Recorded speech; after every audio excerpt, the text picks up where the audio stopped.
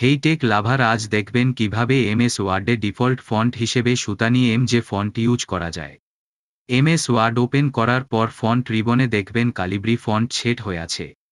এটি প্রতিবার নতুন ডকুমেন্ট ওপেন করার সময় সেট হয়ে থাকে, কারণ এটি ডিফল্ট ফন্ট।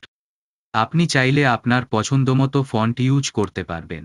তার জন্য ফন্ট রিবনের কোণায় ক্লিক করে ফন্ট ডায়ালগ বক্সটি ওপেন করে নিন। ফন্ট লিস্ট থেকে আপনার কাঙ্ক্ষিত ফন্টটি সিলেক্ট করে নিন। চাইলে ফন্ট স্টাইল ও আপনি যে ফন্ট সাইজে টাইপ করেন সে ফন্ট সাইজ সিলেক্ট করুন।